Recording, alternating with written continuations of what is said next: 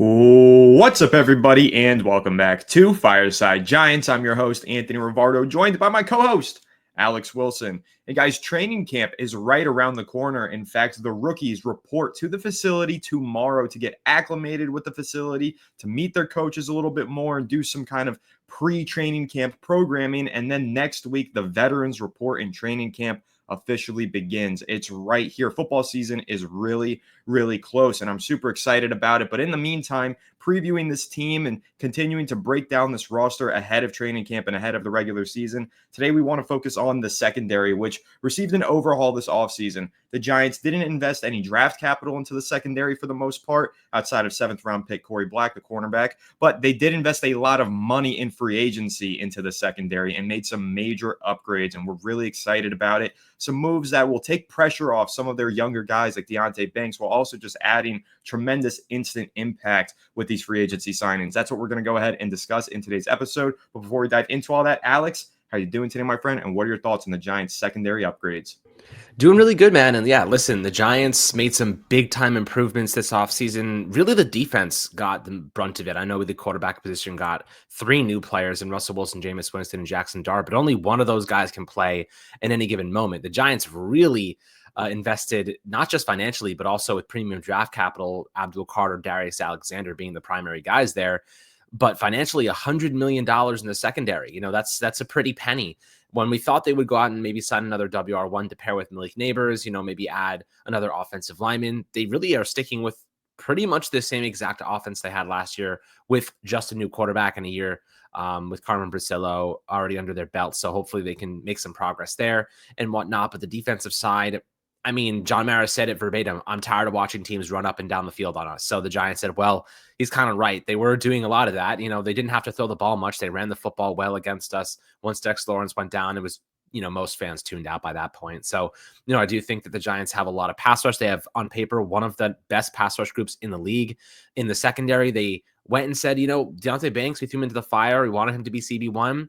He struggled. And to be honest, I'm not really surprised he struggled. The Giants expected him to develop into a star, and they didn't really give him a chance. They changed his defensive scheme after the first season. They didn't have a competent running mate alongside him. And now, well, they spent a little bit of money to address those needs. Paulson and Adebo on a 3-year, $54 million deal that has $38.5 million guaranteed. And they said, well, what's I guess you could say the pass rush is a cornerback's best friend, but their second best friend is technically the free safety, because you want to have that security blanket over top.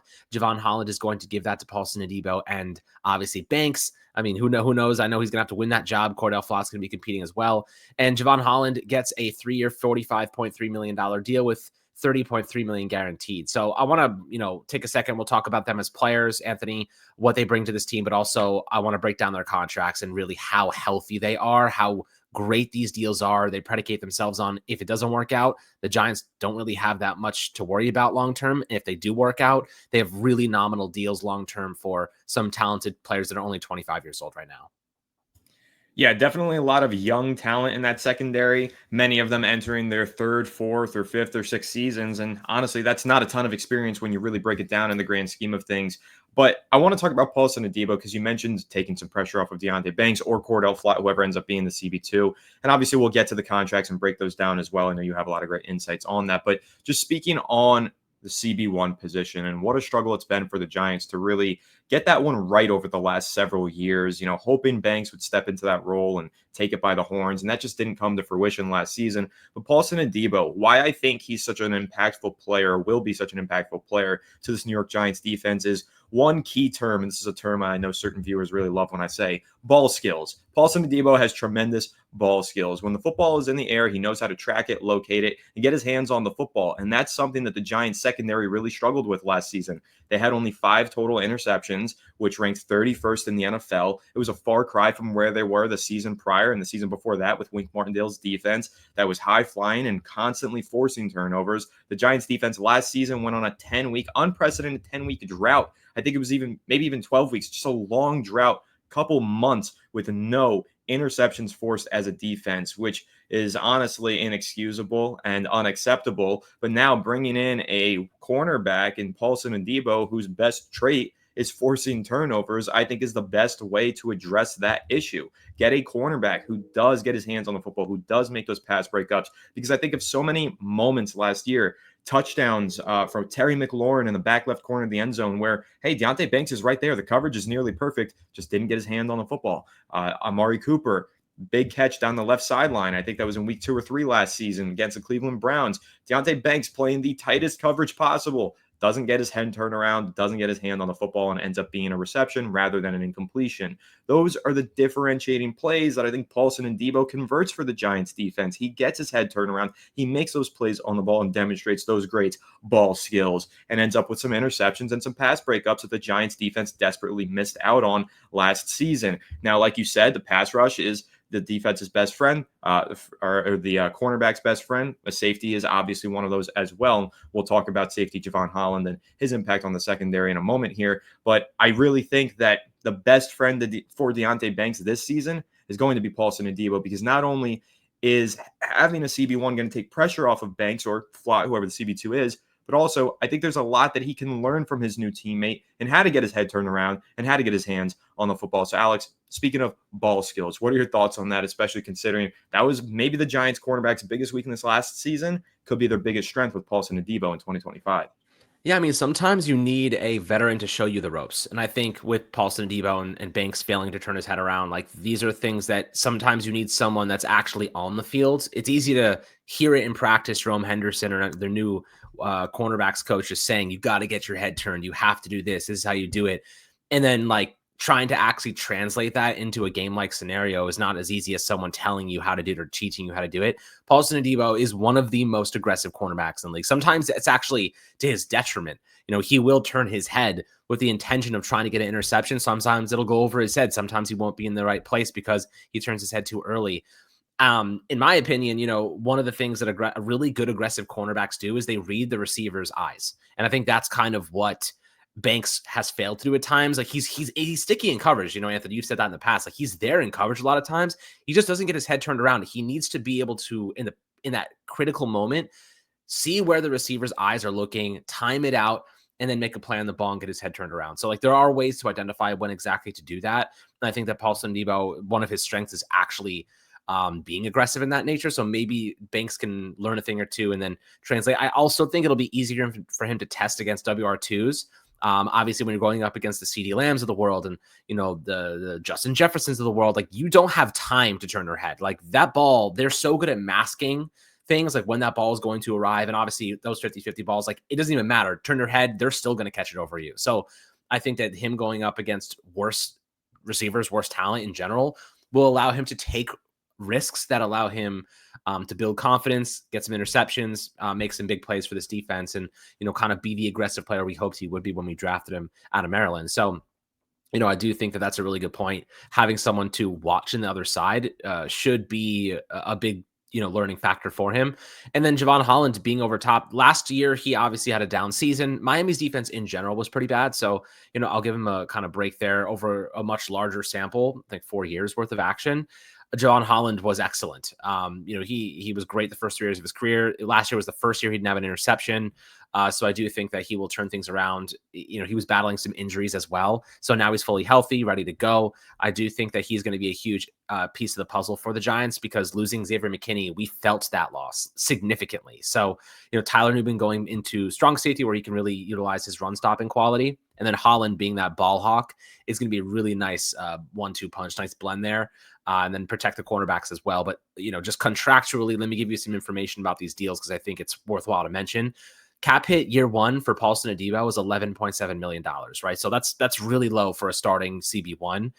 Next year, it's $23 million, which is a pretty baseline average cost in year two for a lot of these cornerbacks. You know, a lot of these deals are usually pushed to year two with the cap hits, so this is not unusual. And then in year three, it drops to $19 million, which if Paulson Adebo ends up panning out, $19 million cap hit for a CB1 is going to look like an absolute just godsend for the Giants. I mean, the cap rising so significantly, CB1s are going to be getting 22, 23 plus $million per season. Their cap hits will be pretty high. So 19 million is great. If he doesn't pan out, if Paulson Adebo doesn't become that player that's worth $19 million, the Giants have built in a just a great escape route. So after that second season, 2026, he will only have a $5 million cap hit if they end up cutting him. So $19 million cap hit if they keep him, $5 million in dead money if they cut him. And with Jackson Dart taking over long term, they'll have more than enough money to go out and get another cornerback and use that money for another player. And then after 2027, the dead money will be gone anyway. So really, really simple there. Javon Holland has a very similar contract structure. $9.9 million cap hit this year for a starting free safety, pretty nominal. $17.5 million next year. So that's a pretty lofty number for a free safety, but obviously they wanted to create a little bit more financial flexibility this season to be competitive, and they had to go and get some quarterbacks. And then if they want to take the out and after that second season in 2026, really the 2027 offseason, they either have a $17.8 million cap hit for the 2027 season when he's only 27 years old, by the way. He's still in the middle of his physical prime. If they want to take the out and he doesn't live up to the contract, they can accrue only $4 million in dead money that they have to pay that offseason. So both of these players, if they move on after these two players, after 2 seasons, they only have $9 million committed to both of them combined if they want to take the outs. So the contracts are set up really well to maximize 25-year-old defensive backs that probably have their best football ahead of them, both coming off down seasons with historical success. Like that is, if you want to get value, that is the definition of value. So I think the Giants did an excellent job identifying players they weren't going to have to spend top dollar for, but because of those injuries, because of those down years, they were able to build in these outs after the second year in the contract to protect themselves long-term if things don't pan out. So really, like Joe Schoen, I'll give him credit for, there's a couple things this season he did really well, this offseason particularly, in the drafts last 2 years. But one of the things he's done excellent since day one is manage the salary cap. And that, I think, has helped the Giants position them so they can take big swings. They can go and get these players when need be. And now it's now or never for this regime. So I do think that they at least had the financial flexibility and they positioned themselves nicely to be aggressive this offseason. I do agree with you on that. And I want to clarify for any fan, because I have seen fans comment before, Giants fans say in our comment sections that why are we always near the bottom of cap space? Why do we never have any cap space? Like Joe Schoen has done such a terrible job managing cap space. Meanwhile, you're rightfully, Alex, arguing that he's done a great job managing the cap space. I see fans comment, the Eagles have the room to sign all of these great players and they never run into cap problems. Why can't the Giants do that? And it's actually because they are running into cap problems. They're just deferring those problems to the future. What Joe Schoen has done is get all these contracts structured in a way where he doesn't need to add any void years to any contracts. The Giants have not added a single void year to a single contract since Joe Schoen has been hired as their general manager. And that's a great thing because down the line, those teams that are paying out all those void years, they have to pay them. They become pretty lofty, and you end up just paying a bunch of players who are no longer on your team. So that's one of the things that Joe Schoen really has done well is manage the salary cap space. Now, it is true. They are probably, I think they rank 31st right now in total salary cap space in the NFL. They don't have a lot of money, but guys, it's only mid-July. They're going to make roster cuts, and they're probably going to make restructures as well if they feel that they need to, but they probably don't because they really are salary cap healthy and have a lot of room to operate, even though on paper, they don't have many millions in cap space. They just have a lot of flexibility. So I agree with you. I think these are really good contracts, and I think this is a little bit of a boom or bust strategy, though, Alex, signing guys like Adebo and Holland who are coming off of these injury-riddled seasons. Obviously, Adebo's injury was rather significant. That broken leg knocked him out for a majority of last year. And, meanwhile, Holland was just kind of banged up and played through some injuries. But either way, Joe Schoen was able to find value in those contracts, was able to sign both of these guys at discounted rates because they were coming off of injury-riddled seasons. And I think that's, again, risky in some respects. If they get injured again, it's not going to look all that great. Or, if they just don't live up to the hype of lofty contracts, sure. But I do think that there is a real boom or bust quality to both of these signings. And I think that if you're taking it and looking at it from a projection standpoint, both of these players project to be even better than they have been in the past. And if that's the case, they're far going to exceed the value of the contracts that you just signed them to. I think in particular that Javon Holland signing, because $15 million per season for a player who before last year was on the trajectory to easily make $70 million per season, right? If he would have had the season in 2024 like he had in 2023, there's no way you're getting him at signed for $15 million per year on an annual contract. So I think there was a really great job here from Joe Schoen finding value in the free agency market and signing some underpriced players at a contractual point that is going to age quite well if these players do reach the potential that you expect of them. And, circling back to Javon Holland, just to speak on him a little bit more specifically, since I already spoke specifically on Paulson and Adebo, I mentioned ball skills for Adebo, and I think that really is an important trait. I think it's a trait that Javon Holland possesses as well. And I think the better trait to really highlight for Holland, though, is versatility. You mentioned it, Alex. He's really good as a roaming free safety, that kind of ball hawk on the back end who plays that deep coverage. I think that's the role that he's best at, but he also does have a lot of snaps recorded inside the box as a strong safety as well. He really can move around the defense. He's recorded sacks before. He's forced fumbles before. He makes plays in the box, but he also, over the last 3 years, has a top 5 coverage grade at 91.3 overall when lined up as a free safety. So he can drop back and play that role for you that was left behind by Xavier McKinney, but he also can get up in the box, force some fumbles, and make some plays against the run. But the number one thing that I think Javon Holland is bringing to this defense that they were missing last season, Alex, is leadership. I talked about this a lot. The loss of Xavier McKinney, I thought, was a huge one for the New York Giants. You know that I was a major advocate for re-signing Xavier McKinney, and one of the reasons that I argued that the Giants should re-sign him was his leadership qualities. We saw a clear difference in personality and confidence from Deonte Banks and many of the other young cornerbacks in the Giants locker room last season, as opposed to when they were playing alongside McKinney. The argument that I made, Alex, and I'm sure you remember it, is having a leader in the room doesn't always mean having a 35-year-old veteran like Antoine Bethea when Dave Gettleman signed him. Sometimes it means having a guy with some status who's really young and easy to relate to. Deonte Banks is not going to relate to a 30-year-old safety. He's going to relate to Xavier McKinney, who's maybe only 2 years older than him, but played under Nick Saban, has been a captain for a long time, and already has status as one of the premier players at his position in the NFL. That was a leader for the New York Giants defense, and that's what they were missing last year. No disrespect to Jason Pinnock. I'm not saying that he was a bad leader by any means, and I think he's a good player, but he doesn't have the status of a Xavier McKinney, and he definitely didn't have the leadership qualities of a young star like McKinney. And that was missing in the Giants locker room last year, but now they have that again with Javon Holland, who, by all accounts, was an excellent leader with the Miami Dolphins, but is still a young and ascending player that Deonte Banks and other young defensive backs can relate to and can have conversation with and feel like they know who they're talking to. So I think that's a really crucial aspect of that signing. Not only are they adding more talent, just generally speaking, to the secondary, but I think they're reintroducing some young blood, energy, and leadership into that secondary, which I think will pay dividends as we continue to find out how to get these secondary pieces to play up to their potential, like Deonte Banks, Cordell Flott, Dane Belton, and some of these others. So, Alex, what are your thoughts on that? Javon Holland stepping into that role that McKinney used to play. He's versatile. He's best as a deep safety, but also he's a great leader, and a great leader is what this Giants secondary really needs right now.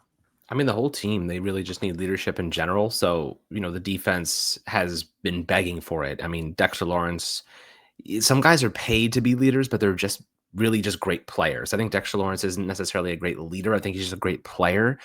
We kind of saw him jawing with Deonte Banks last year, and that whole thing kind of situation unfolded. Like, that's where you'd want a McKinney. You know what I mean? Like, that's where you'd want a guy that thinks like a defensive back. Instead, you have a defensive tackle trying to think like a cornerback and trying to, give advice or whatever it might have happened on the sideline. So I think that they lost a major piece to their leadership combination. And, Bobby Okereke obviously is one of those guys, but the truth is like, you kind of just need to have experience back there, especially when you have a young secondary. So, Holland's going to play a huge role. I do think that's a good point. But I wanted to reflect on something you said earlier. I wanted to get my 2 cents in. You talked about how, some teams pay the bill later on, for some of these contracts. So you said the Eagles like pay the bill later on. Teams that pay the bill later on, there's 2 types of teams that do that. There's the New Orleans Saints, who are currently in absolute hell. And there's the teams that identify they have a championship window and they go all in and push that money to the future. The Eagles identified they had a championship window. They voided Jalen Hurts' contract like 4 years down the line. So like they're paying cap hits for 4 years after he's even gone. And they'll just keep, eating that. And the truth is they'll probably win multiple championships in that span of time. So like they'll happy with just one. The Giants won 1 championship. We were paying, Jackson Dart's future contracts for a couple of years down the line. I would sell that in a second. I would say, absolutely sign me up for 4 years of dead Jackson Dart money just for a championship. I think most people would agree with that. So, that's kind of what good teams do. They identify those opportunities to, compete in a window, and then they push that money into the future. So the Giants, let's assume Jackson Dart pans out. It's a big assumption. Let's just say, I'm not assuming, but let's just say Jackson Dart pans out long-term and the Giants identify a window of opportunity where they can be a contender. they will extend him early and they will create void hits into that contract when those years start to come around so they can sign other players like AJ Browns of the world. If you want to add, you have Don Devontae Smith and AJ Brown, you have Malik Neighbors, you're going to have to pay him one day. Like there's definitely things they're going to have to do and they're going to have to create money. And the best way to create a void year, the best position to create void years around is your quarterback because they're going to be on your team for a very, very long time and you need them. You know what I mean? Like you don't really usually create void years for receivers unless they're like Jamar Chases of the world, but they'll create void years for Joe Burrow. They'll create void years for Jalen Hurts and like the position you can't live without because their salaries are so astronomically high, $50+ million per season for the good ones. So, if the Giants find themselves in that window, and right now we're just entering a window where Jackson Dart's in the first year of his rookie contract and he has 5 years. If he pans out, they probably won't go in the direction of picking up his 5th-year option. They'll extend him early. But I do think like the Giants, they've got like a winning lottery ticket. It just has to hit. Like there are a couple numbers away, but the last number is Jackson Dart. Like if he pans out, this team has a really bright future. If he doesn't, you're back to square one, kind of trying to figure out what your situation is going to be long term at the most important position in football. You probably have to develop a young player after trying to develop Jackson Dart. So like they really gotta. I like Dart a lot. I think that he's got all the potential in the world. I love his mobility. He's smart as hell. He is charismatic and has so much aura, and that personality is going to live in New York. Like everyone's going to love that. But if he wins, man, if he's successful here, New York is going to love this guy. He's going to be a king. So I really hope that he does pan out. He's got all the talent. He just, it's going to take some time though. Like let's just remember that it took Josh Allen 3 years. It takes good quarterbacks a long time to really get to their peak potential. 99% of the time, unless you're Patrick Mahomes, or even Lamar, you need to be, and even Lamar took a couple of years to really get there. So I think that we have to be a little relatively patient with Jackson Dart because he is a 25th overall pick. He doesn't have elite traits by any measure, but if they build a good foundation around him, an elite pass rush, a good defense, it will expedite his growth. You know what I mean? A good roster around Jackson Dart will expedite his growth, as it did with Jalen Hurts too. You know what I mean? So I do think that they have to position him for success. And so far, I'm encouraged by what I've seen this offseason. As am I. And I do think that the Giants have taken steps towards building that foundation for Jackson Dart. And that's one of the reasons that we praise the pick so much and why we praise Joe Shane's offseason in general, because he added insurance at the quarterback position while also providing stability and potential for the future. He added a lot of talent to that defensive line to make one of the best units on paper in the league. He added talent to the secondary. He really addressed major needs and set a foundation for this team to hopefully build towards success this season and then turn it loose with Jackson Dart in 2026. So that's the goal. This is a little bit of a bridge year for the Giants. This is the year where they show, hey, we're making the right moves. We're putting the pieces in place. We're setting the stage for a big outing in 2026. That's what the 2025 season is going to be about. Now, can they go on a Cinderella story run and win a Super Bowl? You can't ever rule it out. It's not likely, but it's possible. And I know that the Giants are going to try and be as competitive as they can be this season. But realistically, that should look like about 7 wins this year. Close enough to the playoffs to make John Mara feel as though they're moving in the right direction and turn it loose with the rookie and a lot of talent surrounding him in 2026, who's no longer going to be the rookie then. But yes, I'm really excited for Jackson Dart, really excited for the direction of this team. I'm very happy with some of the moves that the New York Giants made to upgrade their secondary and other portions of their team this offseason. So a great discussion here on Paulson and Adebo, Javon Holland, and really just the secondary and defensive backfield at large and how important it's going to be to the Giants' success this upcoming season. That breakdown and many more on the way over the next week as we lead into training camp. And then next week, once training camp begins, you guys can be ready for practice takeaways, training camp recaps, and all of that fun stuff right here on Fireside Giants. So make sure to leave a like if you enjoyed, subscribe to the channel if you're new, ring the bell so you don't miss an episode, and comment your thoughts down below in the comment section. If you're listening to Apple or Spotify, make sure to leave us a 5-star review. Go ahead and follow us on all of our social media channels at Fireside Giants. Without further ado, I'll catch you on the next one. Have a good one, and let's go New York Giants.